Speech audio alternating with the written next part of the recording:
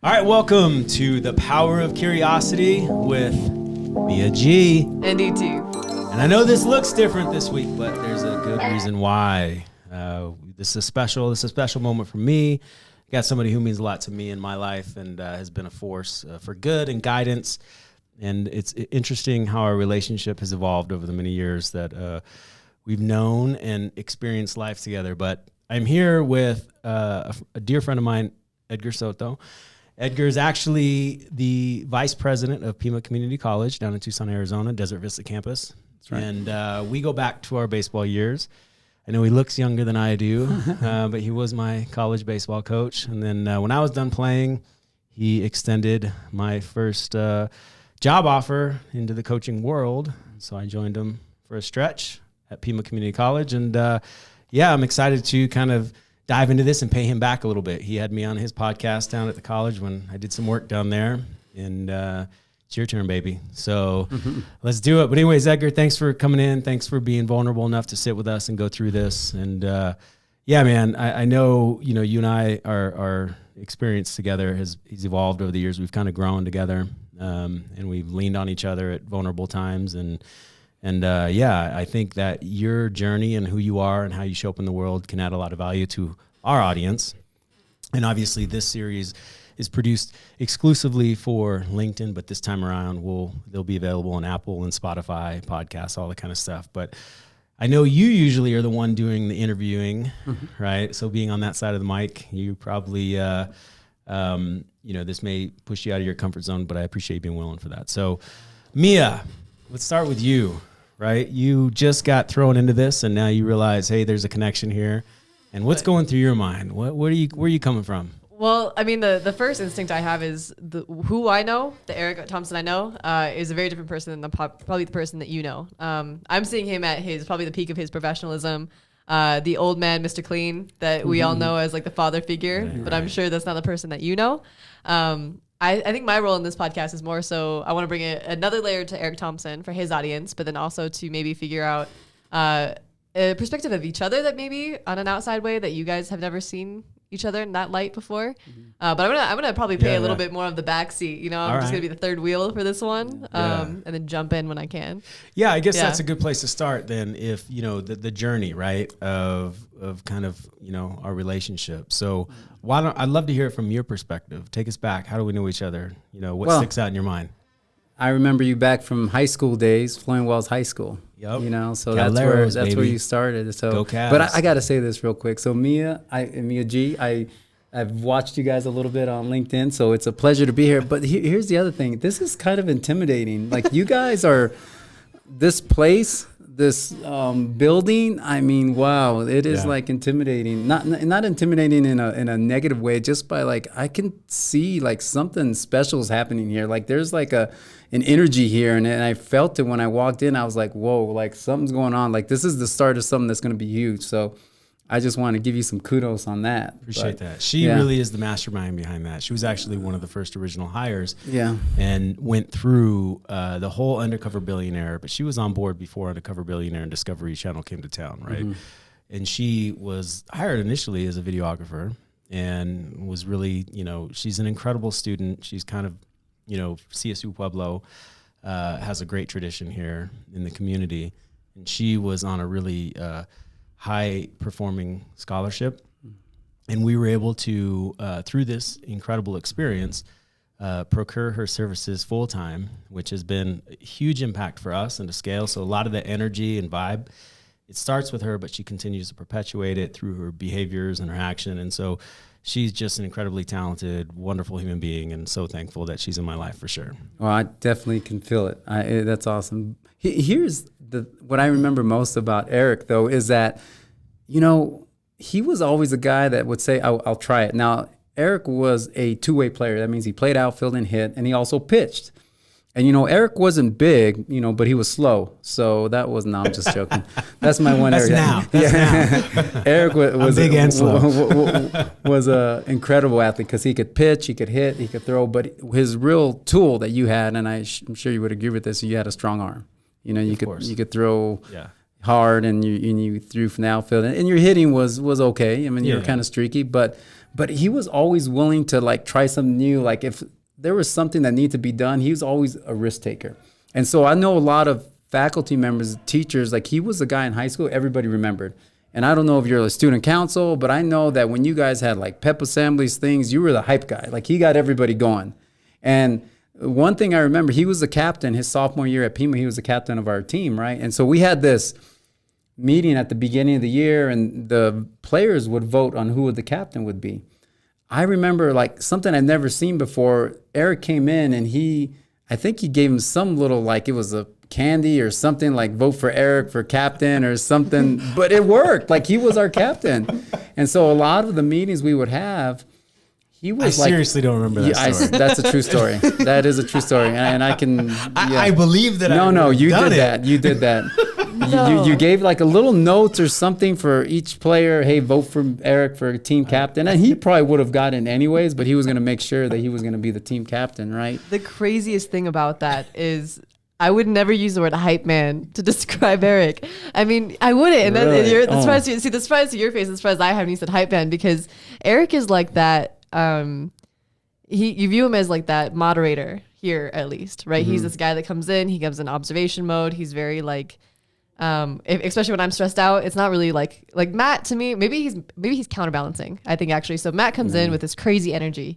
He's like, "What's up, guys?" And I think sometimes like the crazy positivity sometimes is like, it's hard to keep up with. So the more you feel like you can't keep up, the more almost insecure you feel like, oh man, am I a Debbie Downer? Or do I have a right to be stressed? Yeah. So then this guy comes in and I think he tries to moderate whatever energy Matt comes in. So, but I would have never seen him as the hype man. So back when Vanilla Ice was the guy, right? You know, when he had his one hit, this guy like had that whole dance. This is a terrible idea. He can probably still do that routine, but Eric, he grew up in a rough part of town. I mean, it was, it was the poorer part of town, wouldn't you say, Flintwells, and kind of challenging area, and most of friends were people of color, right? People of color, and the way he talked, the way he like moved around, I always say, Eric, you're like a black guy trapped in a white guy's body, because like your language, the way you talk, the way you move, the way you dance, because this guy has some rhythm too. I don't know if you've seen that part of Eric, and so I was always kind of intrigued by him. But what was really that stands out, I guess, is like before, we started our game, hey, 1, 2, 3, like something to get motivated. He was always a guy that would be like, 1, 2, 3, let's do, something to get us going. So he was definitely a hype guy. And then I got to know him more as a coach, because I wanted somebody who could connect with players and who could communicate. And that's what he did. I mean, he could connect with players. He cared about players. I knew he had a good heart, and he was always up for a challenge, always like a lifelong learner. Like you're always trying to learn more and understand people, not just superficial stuff, but you really wanted to get to know somebody. You weren't just saying that. You really want to get to know somebody. And he still keeps in contact with some of those guys from the team because he built some strong relationships. That's funny. We got to pivot. Don't even. Oh, no. I questions. do have a question. All right. Yes. So to tie it back to the power of curiosity, when we talk about some of our pillars, one of them being management, leadership, he was your coach. Yeah. Are there any lessons or moments that you remember about him that you now apply in your day-to-day life when you're a leader, leading a team as you do here at Wake Up? Yeah, Edgar. So I got a squad, right? I got 5 to 6 people in my life that I know at any moment will do anything for me, and I would do anything for them. And Edgar is one of those people. He's in my squad, right? So the thing that sticks about Edgar, and I think I could probably pull it up on my phone. I won't embarrass him too much, but he's the most disciplined, regimented individual I know. And we have an exclusive group, a coaching group of high performers, and they're all disciplined in some way, shape, or form. They all have some like superpower. Edgar's superpower is he's the most disciplined, consistent, like he is like, he's the rock, and he's always been that rock, and he's been the rock for his family. He's been the rock for his friends. He's the guy that, and this is the challenge, like for somebody as servant hearted as he gives past the point of, where he should sometimes, but the reason he can do that is because he's so like protective of his routines. He has more energy. The dude, like, there was the comment, like, oh, wait, you coached him? Like, why do you look younger than him, right? I mean, that's the deal. What are you, 50? 52. I'll be 52 this year, yeah. Right? And the dude just, he's a beast, and he's always been a beast. Like, in the gym, he's a Marine, He's just the real deal. So when I think back and I've seen his evolution, he should be the most confident person in every room. Like he should, when he walks into a room, everybody should know who he is, and like he commands the room and commands attention and respect. But he's completely opposite in the sense of he's very accessible and vulnerable, and he's not assuming. He's not trying to assert his presence on anybody. He's trying to create the environment so people can connect with him. So I've definitely observed and watched that. So, a lot of people that are so disciplined and so regimented and it's so like structured, they operate in a very like structured way when they enter a room or they're in a leadership style. He is very much so I'm going to get as much information as I can, get as much feedback as I can, and then make the best decision I can. And those two things don't always match up. But I think it's such a beautiful expression of what makes him so unique, right? And what makes him such a great, incredible leader. Yeah, well, I mean, I appreciate that because I have been a person who routines mean a lot for me. I get up in the morning. We've got this calendar, right? And that's what he's kind of referring to, where there's 6 things that we do, right? That we're trying to do, and we mark it off if we do. And the first one is hydration. Get up in the morning, drink some water, and simple things like that. And then the other one is exertion, exercise, go for a walk. And then the next one is interpretation, reading a book, listening to a Blinkist, something, a podcast, whatever it might be.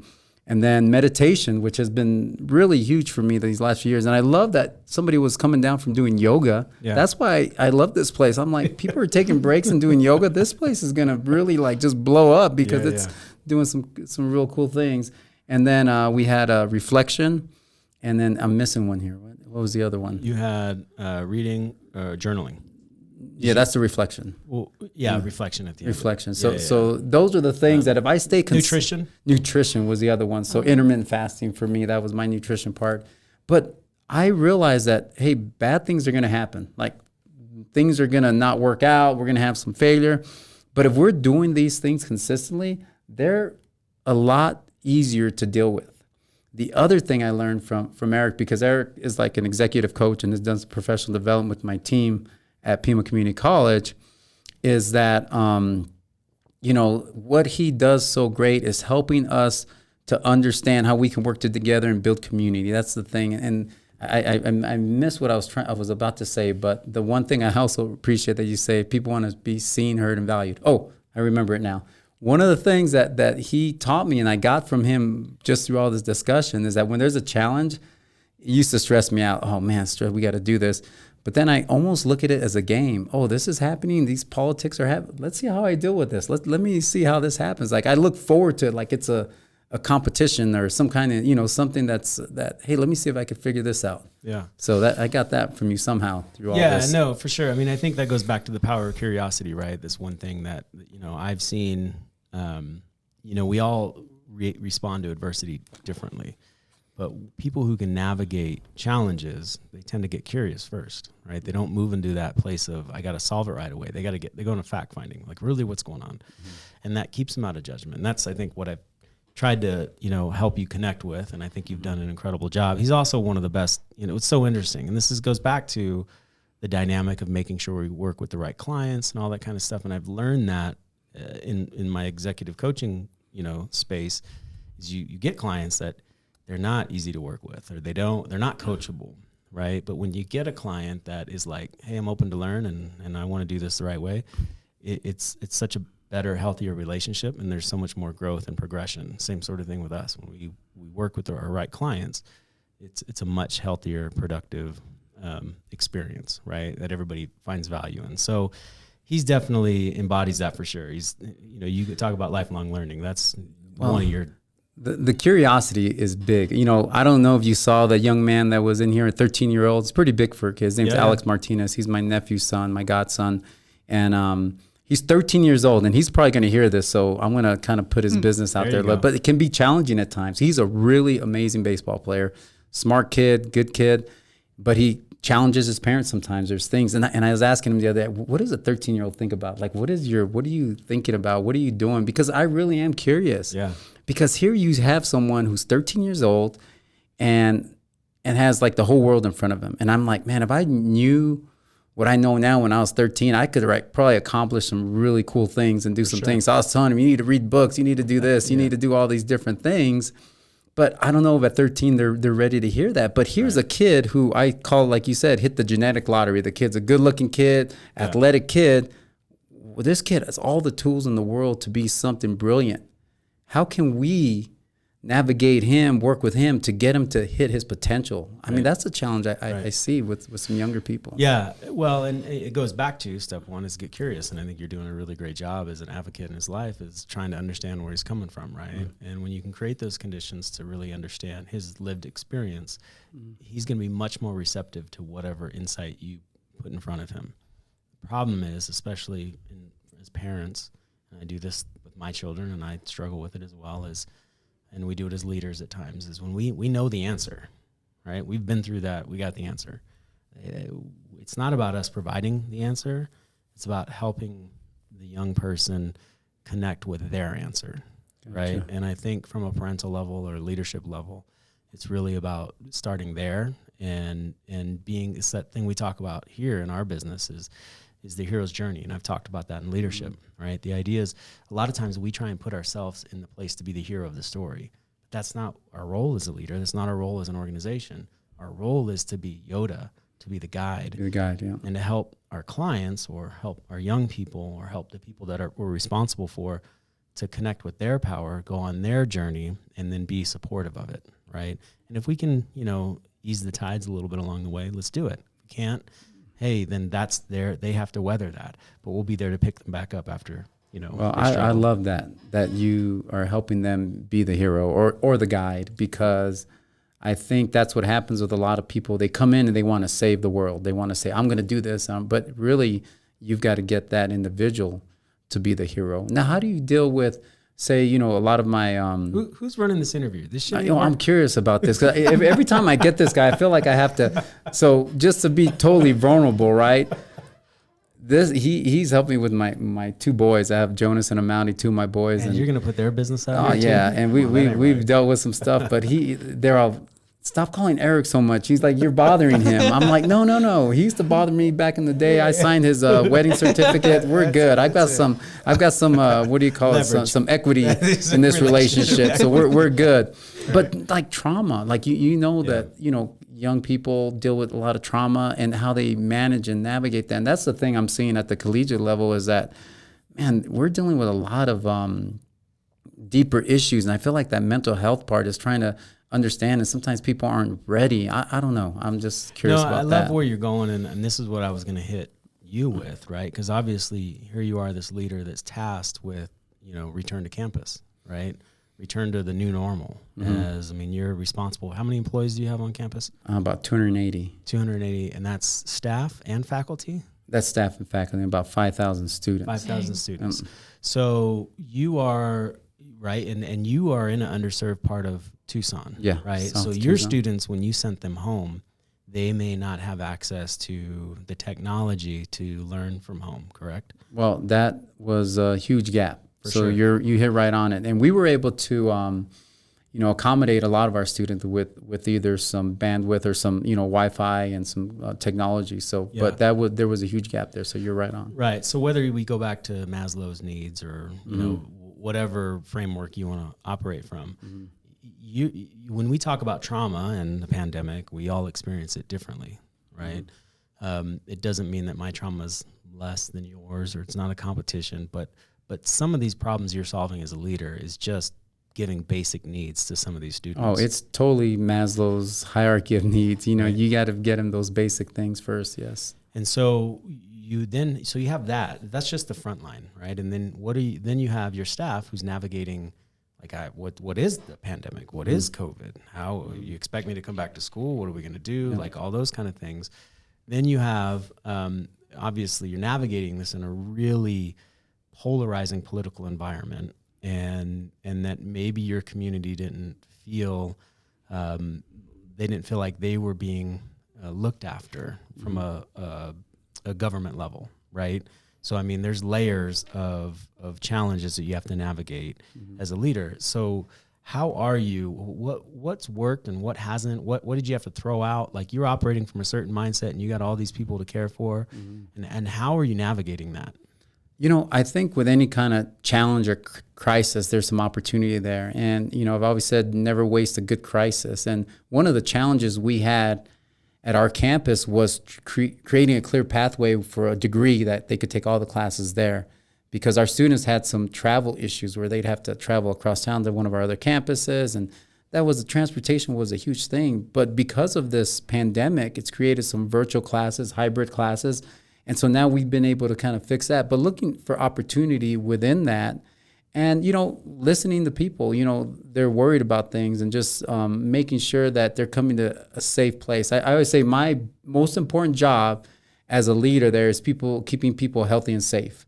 Make sure things are working, make sure they're healthy. But I think just listening, like you said, and making sure they're getting their needs met and that they feel like they're being heard, and us being able to take some action when they do, you know, have some suggestions. And then let's take back, because you had, as a leader, you obviously had to navigate this just for yourself, the anxiety that you have or concerns, whatever. Let's go back to those anchor behaviors and the self-care and your routine. Like, how have you felt you've been able to navigate and shoulder this challenge, and how does the anchor behavior play into that?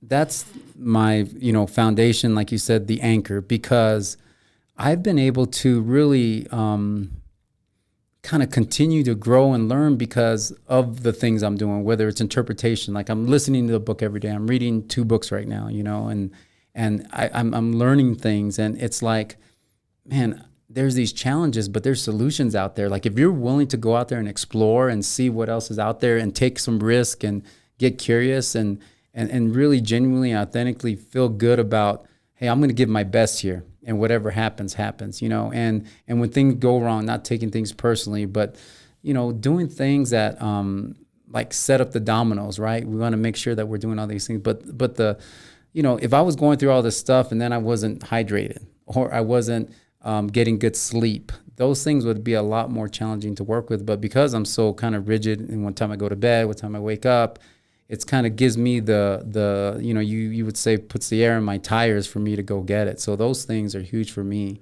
And you know what ends up happening, I realize, is that when I do these things, like I'm trying to get a little better every day, it just compounds. And then I'm getting better and better at things. And it's like with exercise, you know, if I'm reading every day, if I'm doing something like trying to, you know, be better at Spanish. My Spanish is just average, and learning Spanish. Like, I notice that if I start just doing a little bit every day, like 5 minutes, and I think what happens with a lot of people, they take too big of a bite. They want to do it all at once. But I think little increments and just improving a little bit, and a year down the road, 2 years down the road, all of a sudden you're like where you want to be and beyond it, because you've been compounding all those 1% days or 2% days that you've been improving. I love that.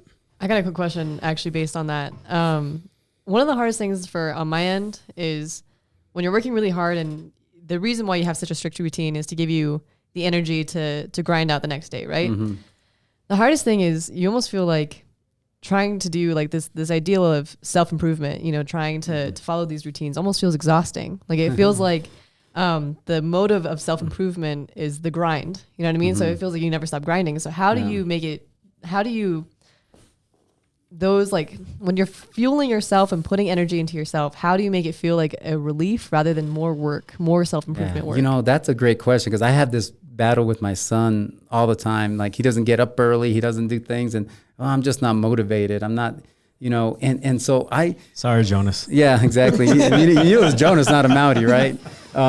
So like, I have like a routine for that. So like getting up in the morning, and this is weird, okay? So the first thing you do when that alarm, you got to trick your mind. Like, you got to like get, like, as soon as you hear that alarm up, stand up, like put your feet over the bed, and then before you even have time to think, and then put your arms up like you just scored the winning goal. And then walk to, like, go get a drink of water, and then walk to the rest. All of a sudden, like, you just do it without thinking about it. I mean, you almost got to play tricks on your brain, because I always do it like in 5-second increments. Okay, alarm goes 5, 4, 3, 2, 1, sit on the edge of the bed. 5, 4, 3, 2, 1, stand up, lift up your arms. 5, 4, 3, 2, 1, go get my water. 5, and then all of a sudden you're up. But like, it's got to be 5, 4, 3, 2, 1. Because if you're like, oh man, these this snooze bed feels really comfortable here, and I'm gonna stay in here, you're gonna stay in bed, and you're not gonna be perfect. There's gonna be times you just stay in bed, and I think you gotta be kind for yourself. If you did it 4 out of 7 days of the week or 3 out of 4 days, I mean, you got to pat yourself on the back and be kind to yourself. And that's what people feel. Oh man, I wasn't perfect. You don't have to be perfect. Just be a little bit better. Or if you have a bad day, so what? Just like in baseball, you make an error, so what? Get the next one. You got to have short-term memory and not be so hard on yourself, and just try a little more every day. And it gets easier once you get these routines, and then they become habits. I brush my teeth. You brush your teeth twice, 2-3 times a day. I would. Think I never brush my teeth. You got beautiful teeth, so I'm sure you do. But like for me, that exercise is like brushing my teeth. So I always anchor it with, okay, when I do this cup of coffee, I'm gonna go outside. I'm gonna do some stretching and some jumping jacks while I'm drinking my coffee. Or when I'm brushing my teeth there, I'm gonna do 10 push-ups right now just before. So it's kind of anchored with a habit that I already have. And then now that becomes a habit, right? So little things like that, where it's 2 push-ups, 2 squats, you know what I mean? Things like that, where you're not trying to, how long my workout lasts? 15 to 20 minutes. And I'm done, because I do these little things throughout the day. I go for a walk or something like that. That makes sense. You don't have to be perfect. Yeah. You just have to be a little better, right? That was some knowledge right there. There you go. And, but what I love about that is you speak with such a sense of, like, when you say it, it's so believable because you live it. Like I see you in the morning, 5, 4, 3, 2, 1, get over the bed. 5, 4, 3, 2, 1. Like I see it, right? Like for sure, that's the magic, and it's not that complicated, right? It's there for all of us. Yeah, and it's you're not gonna get it every time. It's not gonna, you're not gonna score a goal every time, right? But you just gotta try it, and then try it the next day, and try it the next day, and So I think I want to tie this back to the importance of emotional resilience and leadership. Right, because that's really what you're talking about here. You're talking about, the idea of self-leadership, managing and leading yourself, but also when you meet those moments where of fatigue or you don't feel like it. And I love, this is one of the best nuggets of wisdom I learned from Kobe Bryant's legacy. Is he talks about the days that you don't want to practice. Those are the days that got him excited. Because those days, he knew they were hard, and he knew he was going to get better. He knew when he woke up and he didn't want to put in the work, he was like, "Oh, my opportunity! I get to get better. Like I know if I don't feel like it, but I suit up and show up and meet this moment, I'm going to get better. And this is the day I'm going to get better." And to trick your mind, what you're talking about is just be like that. Like I'm not going to accept, mediocrity, and then having that level of excellence. Now, obviously, it's an elite level mentality, but what the mindsets, that's available and accessible to us all. But I think to get there, you hit on it, it's self-kindness. It's the idea of compassion, self-compassion, right? Which is in our coaching group, it's one of the pillars is self-compassion. And understanding what self-compassion is basically self-kindness, it's mindfulness, and shared humanity, right? So the idea that I got to be kind to myself, then the idea that I got to be mindful of this moment. This moment's challenging, but it's not my life. Life isn't challenging. It's just this moment's challenging. And I'm going to get to the next moment. And then shared humanity. Whatever you're feeling, other people have felt that before, and they've got through it. So you're going to get through it as well, right? So that's a core pillar. There's a lot of research there that ties it to emotional resilience. And so when we're fighting fatigue, or we're fighting, emotional overwhelm, or working through trauma or crisis, that's one of the first core steps we have to get to, is really get clear on, okay, what moment am I in? What does this mean right now? How do I get to the next moment? Other people have got through it. So let's be kind to myself and be compassionate. Let's not be critical of myself. This is not a moment of being critical.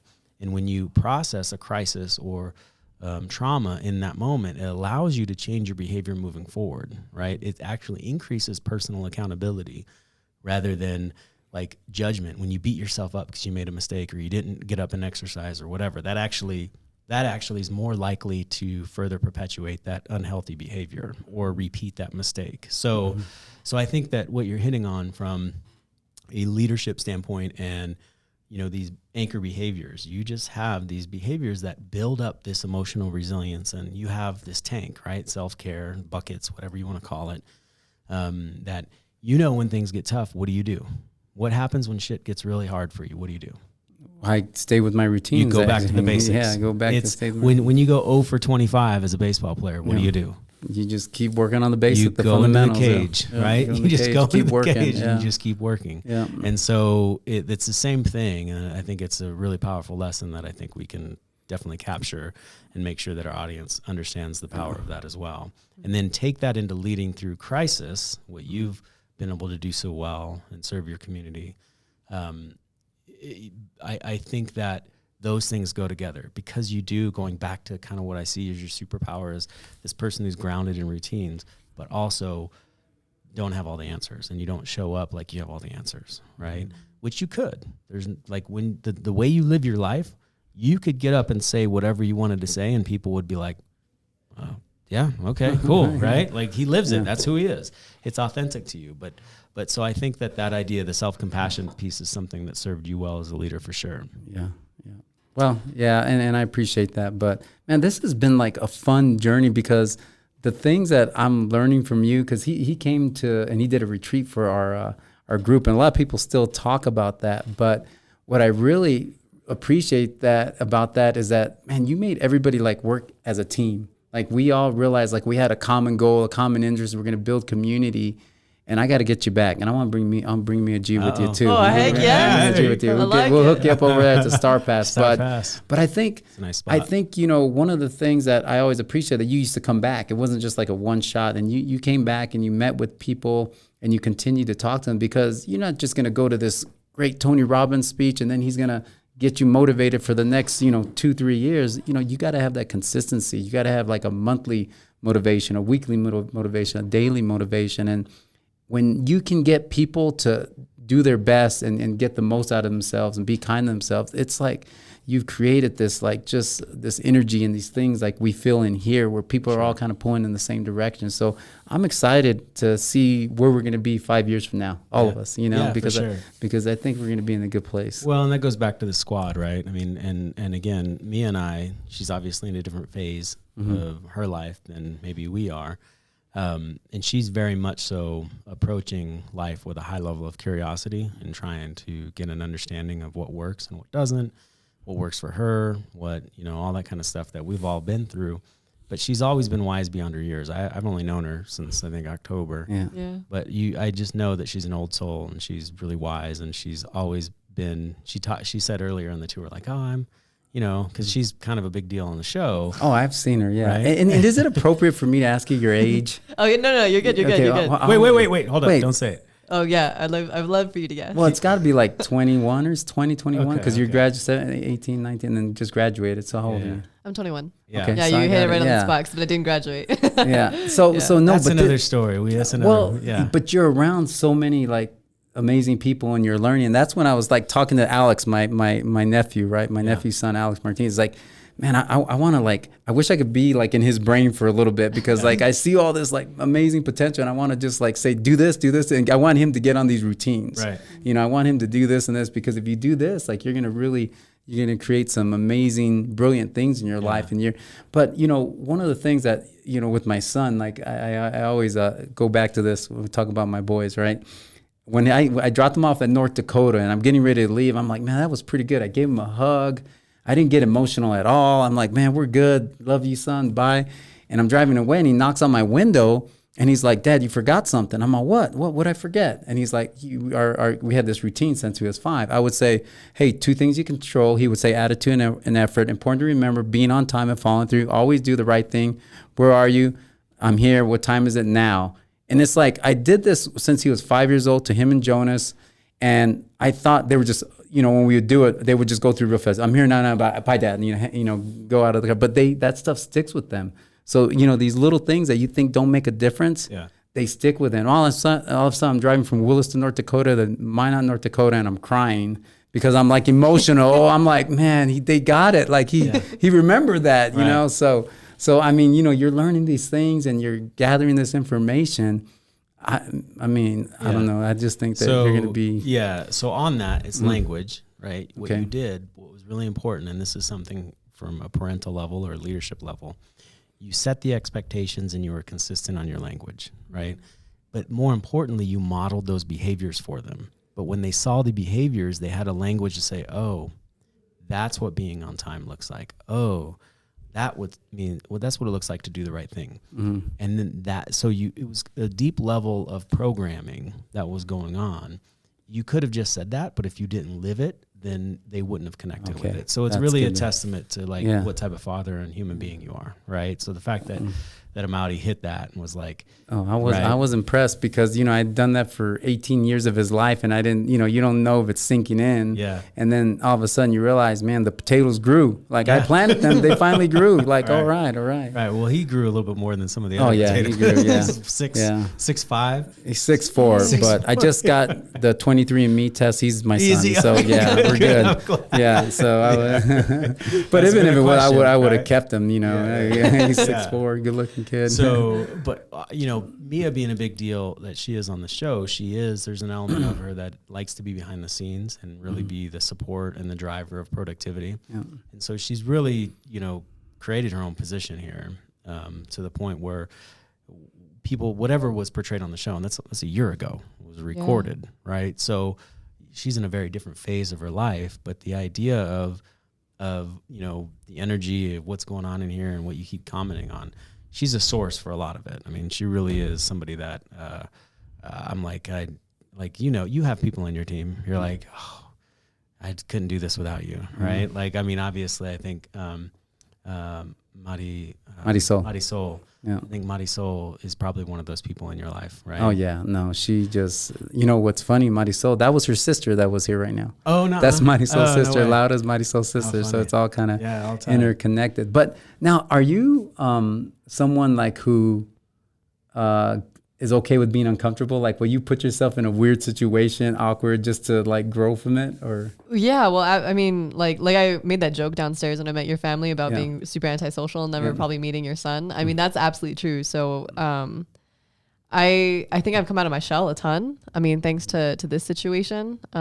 Every single day, like, I mean, I'm coming to Eric almost breaking down probably a fair amount of times just because like it's terrifying. Because I'm her boss. But you know what? That she feels comfortable, that she could break down in front of you and show emotion and not be judged, I would hope. Yes. It's massive. It's massive. Yeah, I mean, huge. like, and that's what you're really good at. But I mean, there's everything from the fact that, you know, a people pleaser and this kind of business and the way it started with Grant Cardone's personality, there's a lot of local stakeholders that I admired for a really long time that view us as like the enemy, you know what I mean? And so like when I talk about uncomfortable, that's probably the most uncomfortable that I've been probably throughout this situation of just feeling like, man, am I drinking Kool-Aid? Am I making the right decisions? Yeah. And I think there's a lot of inner searching, and I think that's why I'm very fascinated by your routine setting and the mentality that you have to keep yourself grounded and anchored, quote unquote.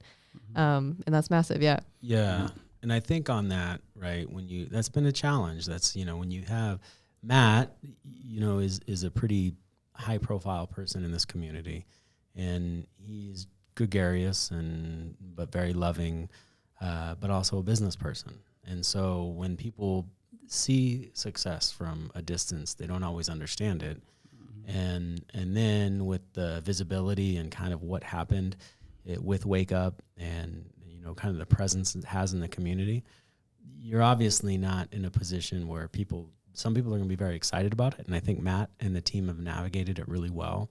But some people aren't. Like it's a disruptive force. Well, that's why he brought you in, because that's what you're a pro at. You know, some of the challenges we've had, you have been really good at putting yourself in that person across the table's shoes and kind of really genuinely, authentically, you know, understanding what they feel and what they could have been going through, you know, and I know some of the letters and things that we've put together, I was like, wow, where did this come from? Like, where did you learn how to do this? Like, this is, you need to like market this, because what you're doing with these letters and how you're able to connect in a genuine, authentic way, it's not common. I mean, I don't see it a lot. I don't know where you got that talent. He's referencing, I've helped him communicate some complex very complex to other stakeholders in the past, right?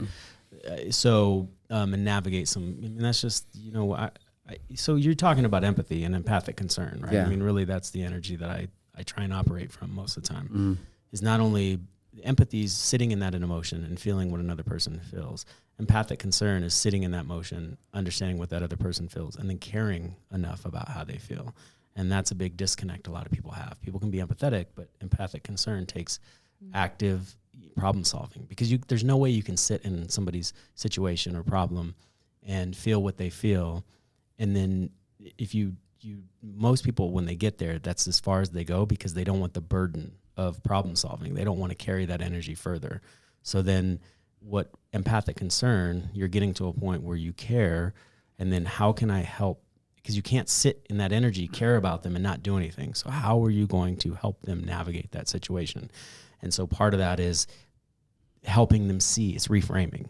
When I can sit in your situation and know that you're going through a complex situation, like maybe you got to communicate something to somebody out there that's feeling differently and there's a disconnection. I have to sit in where you're coming from. I have to sit where they're coming from, and then try and find what's that middle ground that opens up conversation, right? Because that's really what needs to happen is understanding, and that's not going to happen through a letter. It's just going to open the door or the window for that conversation and understanding to move forward. So that's what he's talking about. Well, so, but here's the thing. Okay, so I've been trying to write this comic book. It's about a Mexican-American superhero, because you don't see too many I don't think I've seen any Mexican-American superheroes. Mm-hmm.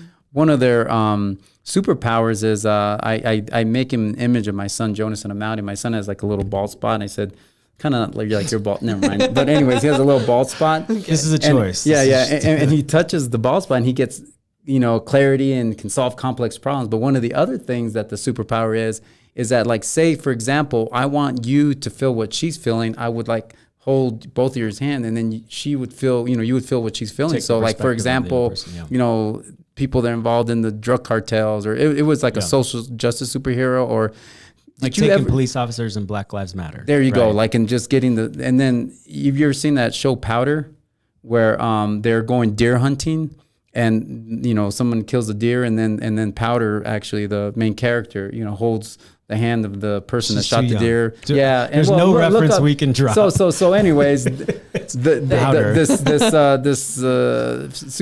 character in the movie was able to grab both of their hands and then put it on the deer and feel what the deer was feeling going through that, and it was that empathy that you're talking about. So that's the other superpower. So you're helping me with my comic book here. Nice. If you can write a portion for me, that's what I say. Hey, Eric, I'm going to send you some bullet points, and I just need you to write something, right? That's There's one awesome person in my life outside of my wife that I would do that for. Yeah, it's him. Yeah. So. Here's some bullet points on just make it magical and make it amazing. And problem is, my wife is a pretty talented writer, so she doesn't. Yeah, you shouldn't ask you as much. I feel like I'm helping him with his skill, because he's getting the routine, the repetition. He's practicing writing. It's all about reps. All about reps. So on that, I think the other overarching theme that came from most of this conversation, not only internally but externally, is accountability. And I think there's a glimpse that I want the audience to understand, and for me to understand, is you guys always mention this executive coaching group. And I don't think that's not a part of a normal person's life. Like, they don't say, hey, by the way, at 5 o'clock I have my executive, what does that look like? Yeah, well, it's been interesting. So really it was designed as a retreat. It's called Divine Nation, and it was set up for 2020, and COVID did its way with it, right? And there's 6 members and myself, and I selected the 6 members, and I was very deliberate based on who in my life or would be in my squad, but who can we learn from each other. They all have very different personalities and very different strengths. And I was in a place in my life where I was like, I needed healthy relationships. I needed healthy friendships, and I needed to give back. I didn't know how to. I was going through a painful process in my life, and I don't know how to. The best way when I get in really complicated situations, painful, that emotionally, limiting, like they just shut me down or whatever. Like heavy stuff, the only thing I've known how to do in those situations is solve somebody else's problem. I just have to give. I just have to what can I give to somebody else? Like how that helps me, right? So I was in a situation, and I was like, I need to bring people together to do more, and I need to compound these relationships. And Matt's in this group, and it was a choice that I knew that also emotional resilience. I've done so much work for emotional resilience, and I recognize men specifically don't have a language to really articulate what emotions they're feeling. And this is true for everybody, but most specifically, this is true in children. It's also true in men. But when we don't possess a language of what we're feeling, we go right to anger, right? Because let's say I'm feeling shame. but I don't know that it's shame. I just feel uncomfortable and I get frustrated because I can't articulate what I'm feeling. And that frustration evolves into anger. And then we act on it and we hurt other people, whether it's physically, emotionally, mentally, spiritually, whatever, right? Sexually. So you get into this space where I knew that if I went to my friends, I'm like, hey, I'm going to teach you how to be a better communicator and communicate your emotions. They'd be like, right. But if I went to them and I said, hey, I get this idea that I want to bring us together. I want us to, play on each other's strengths, learn how to learn from each other, as well as really understand emotional resilience. And this was pre-COVID. We had some pretty good curriculum. Like we were doing a lot of pre-work and we had challenges and all that kind of stuff. And this like set us up right until the shutdown. So I would get tests from people in the group where they were like, dude, you've made me sit quietly by myself, reflecting a lot. It's like you prepared me for, shelter in place, right? No kidding. So it went up, and then we will meet this year. And then the plans for Divine Nation after that is the content and the experience has been, and the competition has been very healthy. There's been a lot, I think the feedback I've got from everybody in the group, there's been growth and personal, awareness and, achieving a new level of understanding of self. And I know that this will be something that will help others. So we will scale it in a way that we get this out in front of others, but it's taken a little bit of a backseat because of the pandemic. So it's a pilot.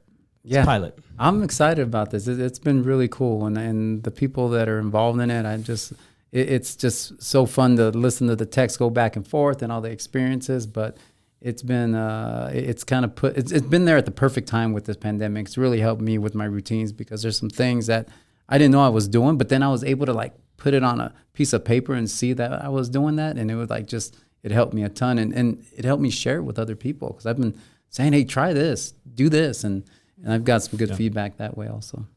Yeah. So it's, everything in my life's a pilot. Oh, look at that. Look at that. Yeah. Yeah, but I like the thing about when young people don't understand what language to use, they use anger, because I could see that. For sure. And so when we arm them, equip them with the self, you got to be able to identify it before you can address it, right? So as soon as we give them the language, and maybe it's shame, maybe it's fear, maybe it's sadness, but if we can label it, then we can say, okay, so then we can go to a place of mindfulness. I feel sad right now. Why do I feel sad? Well, maybe because I didn't eat well, or actually I'm hurt because somebody said something mean, or maybe because I, embarrassed myself, whatever that is. Or like you got a bad haircut. For sure. Something like that. Exactly. Okay. Yeah, you got the worst haircut, Worst man. haircut ever. Yeah. This has been great. Yeah. But the idea of having that, labeling it, and then understanding it, right? So you just do quick reflection. You don't ruminate. You just reflect. Okay, what am I feeling? Okay, cool. You can sit with that, and then you can understand that this is just that moment. This is a moment I'm going through. There's another moment around the corner, and I can get to it. And I had to learn this myself, right? And as I've on my own self-healing journey, and whether it's working with a therapist or reflection or reading or helping others, it has helped me understand that whatever I'm going through, I've gotten through worse in the past. I can get through this moment. I'll get to the next moment. And then I don't have to get caught up in that energy. So the idea, going back to how he remembers me, of the hype man, and I have all that energy. I have those parts inside of me, right? I have the enthusiasm that Matt has. I can be that person. I can be the center of attention. That same energy is also the same energy that makes me really angry, and it makes me hurt people, right? And so I had to learn how to not get caught up in that energy. So where I'm much more this consistent being, I'm much happier, I'm more at peace, right? And I don't have to get caught up in the extreme. So that's maybe where some of those, the dynamic that you don't see. I see. Yeah, because I just thought of it. Remember you went and presented to like my whole 350, 400 athletes at one time? I did. That I do. Speaking in public, that's not a thing. That was a huge event, yeah. But the way I would have done it when I was younger would have been through fake enthusiasm and fire and like just trying to get them amped. And the way that the way I communicate to people now is very thoughtfully. And I, before I address any audience, I'm sitting there thinking about what can I give to them, right? So it's just a different energy. Yeah. But it doesn't mean that it's any less, impactful. I would rather be, and I'm speaking from a place of authenticity now, whereas when I was younger, when I would be in front of, on stage or communicating something, it wasn't, I didn't necessarily embody the messages I was, I didn't meet the sniff test in a sense of like, it wasn't truly authentic to who I was. There was parts of it that was, and it wasn't like bullshitting. I just couldn't live it. Right. Yeah. So, yeah. That makes sense. So, yeah. All right. Mm-hmm. So, no, this has been super awesome. So let's do this. I want to hit you with, a couple, this was something that I wanted to talk with you about. So I want to switch this back on you. Okay.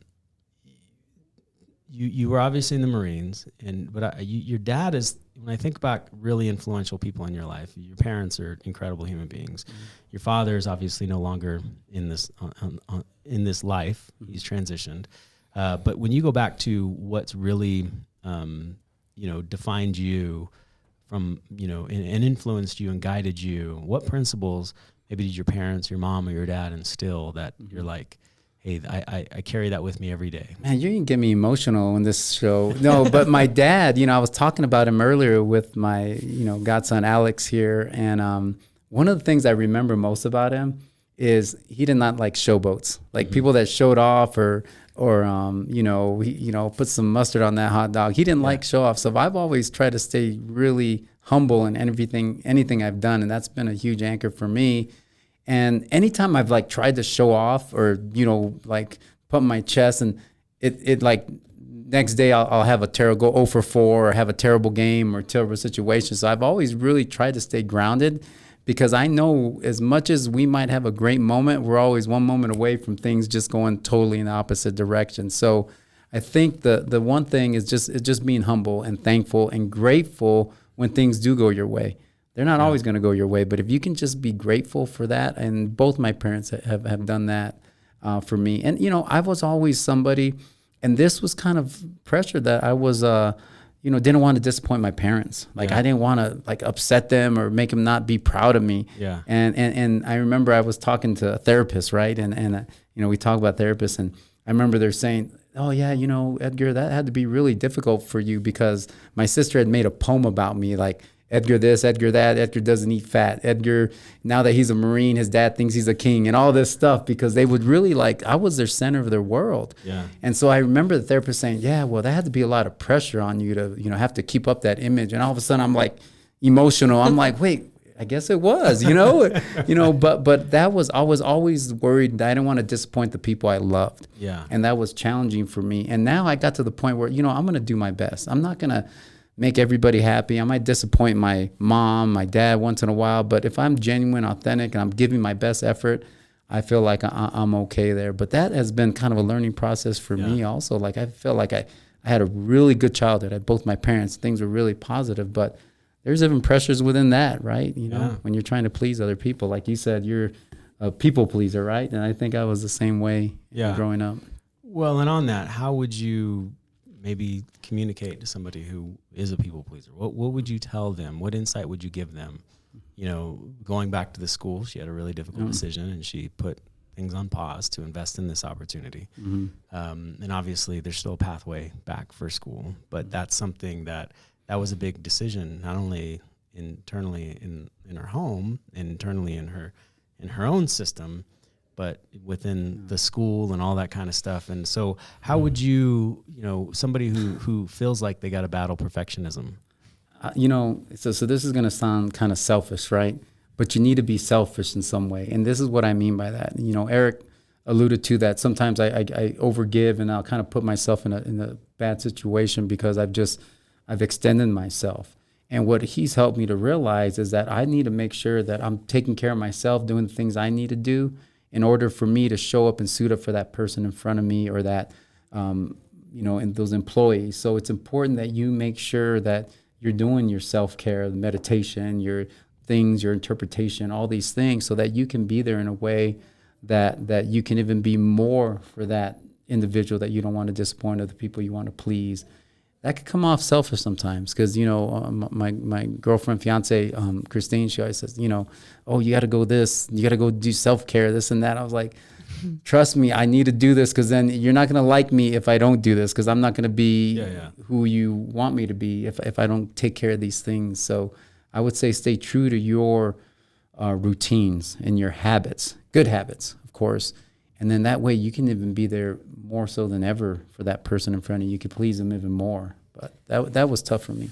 Yeah, I think because that was the first thing I cut, right? When Undercover Billionaire was at its heat, like I lost 10 pounds because I'd rather not eat and I'd rather work, right? I'd cut all lunches.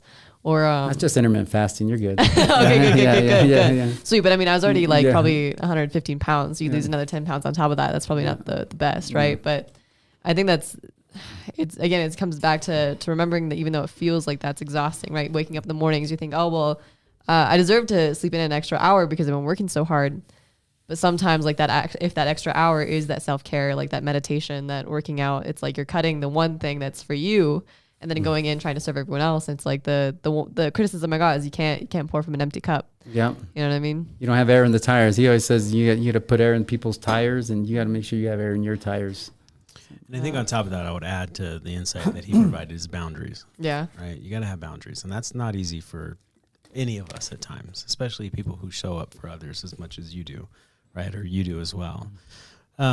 So your dad always has a saying too around money.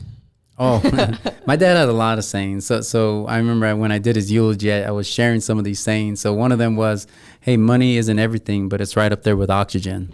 Right. Or he would say, hey, lay the cards on the table. Let's just be honest and let's be open and talk about things. And then he would always do this. And you've caught me doing this. He would like brag about other people, because I had this good friend of mine, Clark Chris, who was a scout with the Diamondbacks and with the Cardinals. And he played on the University of Arizona national championship team. So my dad would see him, hey, this is Clark Chris, 1980 national champions. And he would hype people up around him. And Eric said, Edgar, you do that same thing. When I was at our campus, our operations manager, Hal, is a yoga guy. And I was telling, this is Hal. He does yoga. He does this and that. And I was like, man, I got that from my dad. Like my dad does that. And then my dad was always the first one to say hi to people, like in a room or whatever. He'd go spark up a conversation with anybody at the grocery store. And, I was such a shy kid growing up, that I was like, I could never do that. Now I do it all the time. I'll go talk to random people at the store. I tell my son, both my boys, hey, every day go try to meet somebody totally new, like somebody, whether it's at school that you would never talk to, the weird kid. If there's no weird kid, then you're probably the weird kid. So just go talk to somebody and just get to know them. And when I've started to apply that to my own life, like I've met some amazing people, and it's put me in contact. Like I tell Eric, like I have the cell number of the president of the University of Arizona, Dr. Robbins, him and I have become, good friends, and I know I can reach out to him. A general, 2-star General McDonald, I've got in contact with. And there's some other people that people that I never thought I would have met, neuro oncologists and scientists, and people that have come across like, what am I doing having dinner with these people, But it was just because I took the time to go spark up a conversation, ask them some questions, get curious. And, now I've got access to some really cool people that help me navigate and learn things and suggest books to me and all that kind of stuff. So you're seeing a little bit of the energy of Edgar, where he's very unassuming. I mean, this guy coached Team USA baseball, right? I mean, he is on his staff. I was the not talented person on his staff. One of his other coaches is now the current pitching coach for Boston Red Sox, right? Oh, Craig Bjornson. Craig with Boston. He's not with Boston anymore, but he's got 2 World Series. Right. And he's won. I mean, so with the Houston, he's got, highly respected in the game. Like, I mean, Edgar's always had proximity to really talented people, and he's done well with the talent around him. But what you're seeing, and this is that unassuming, humble part that obviously was instilled from your family. And he's obviously Hispanic, grown up on, you were Tucson High. So Tucson you were High. like, were you Hollywood? West Side. Yeah, right. West Side, yep. Which that's, I mean, you talk about where I grew up, he's in it. Right. Yeah. And so, when and then for him to do what he's done it's not easy to move from a place of athletics into athletic director and then into administration at a college level, because you're usually seen as an athlete, right? It's tough to make that jump. 100%. And he's been able to make that jump because he's really good at, kicking up, instigating conversations, building relationship, fostering connection, and then, activating people to achieve more, right? So he's always been, when he introduces somebody, he gets excited about it, he brags about them. I mean, it's again, that idea of you're not coaching to where somebody's at, you're coaching them to where you believe them to be, right? I got to tell you a story. Here's, I just, a vice president, Dr. Greg Bush, he just got a president job at Pima Community College in New Mexico, right? And he gave me an opportunity to be the Dean of Arts and Humanities at Pima. Now, here's the athletics guy. I was the Dean of Fitness and Wellness, athletics, kind of pigeonholed in there. I wasn't getting much opportunities beyond that, athletics. And I remember going into the the department head of music to tell him I'm going to be their dean. And so I walk into his office and he says, Edgar, your master's is in multicultural education. Don't you have to have a master's in our discipline to be our dean? And I was like, you know what, Dr. Nelson, I don't play an instrument, I don't sing, and I can barely dance, but I'm here to support and serve you and give you what you need to be successful. I didn't tell my tennis coach how to coach or what equipment they needed. And once they realized that being a leader is not knowing everything, giving those that are working with you, empowering them to give them what they need to be successful. So if they said they needed a $5,000 tuba and a purple wall to teach their class, that's what I was going to do for them. And so I think a lot of people have a misconception of leadership that you need to know everything. No, you just need to support and give that person what they need to be successful and then get out of their way. Now, you also give them enough rope. If they don't do it right, they're going to hang themselves. They're going to be in a situation where they're not going to be successful, and then you can make decisions. But it's a situation where you didn't tell them how to do their job.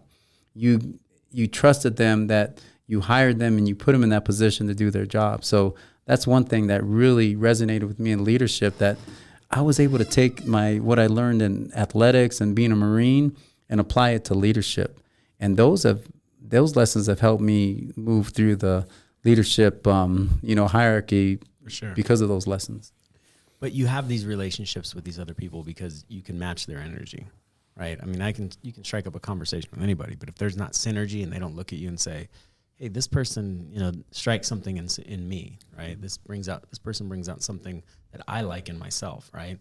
Mm-hmm. And you do that really well, and that's why you have these really trusting relationships with these influential people. Yeah. So, well, I have also some trusting relationship with not so much influential people. Our buddy Angles Polanco, sure, right? He just called me on the way over here. I attract all kinds of people. For sure, you do. Yeah, and it is like when he is somebody who will give the shirt off his back for anybody. I mean, that's just one of the, and he does. I think you probably have. Right? Yeah. Because he likes showing off his 52-year-old pecs that are, that are hard as a rock, right? There you go. I don't know about that, but yeah, sure.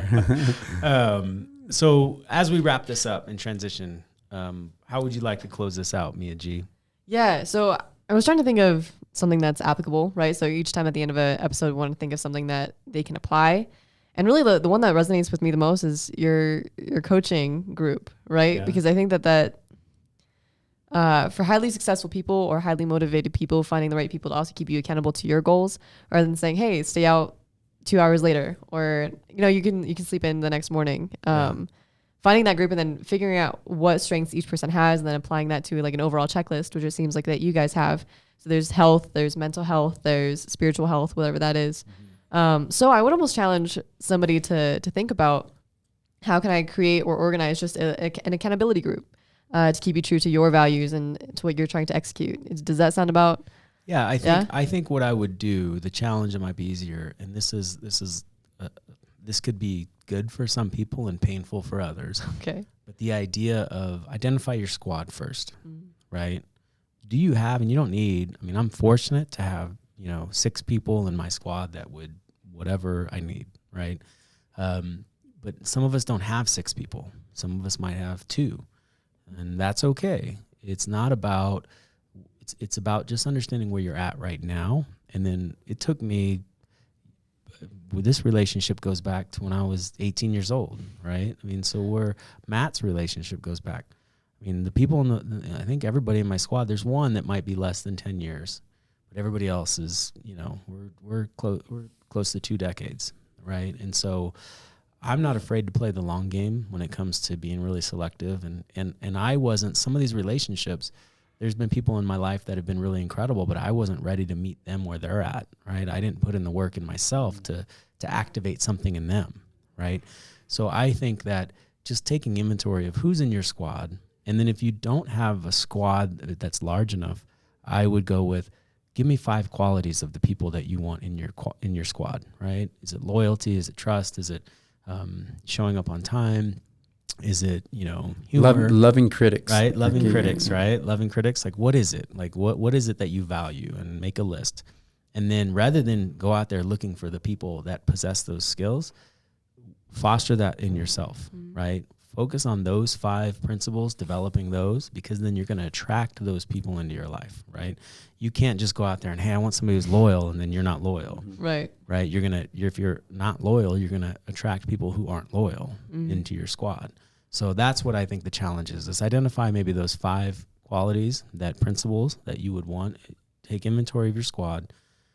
And then obviously there might be some people that you're like, are they in my squad? But then when you look at the principles that you value, they may not be in your squad. You know what I'm saying? So that's, I think, is the challenge I would probably leave people with. Would you add anything to that? No, like I was mentioning before, just loving critics. But, if you're looking for these people with these 5 qualities, some might only have 3 of them. Some might have 2 of them. But, I've got people in my squad, along with Eric, but Jerry Stitt, Mike Castaneda, Rob Elias. And these people, what's great about them is they're also trying to master themselves. They're lifelong learners. So finding people who are trying to master themselves and lifelong learners are great. Jerry Stitt's, 70 years old, and he's still learning stuff and trying to evolve as a person. So those are the type of people that I think are important to have in your life that are constant improvement. For sure. Yep. Yeah. I Thoughts like on it. that? All right. I like it. Well, this was the Power of Curiosity. Appreciate you guys tuning in. Yep. Edgar, thank you so much Thank you for having me. being This a is part fun. of this for sure. I love it. And that's Mia G. And that's you too. Be good to yourself, but while you're taking care of yourself, share some of that love in the world for sure. We need it.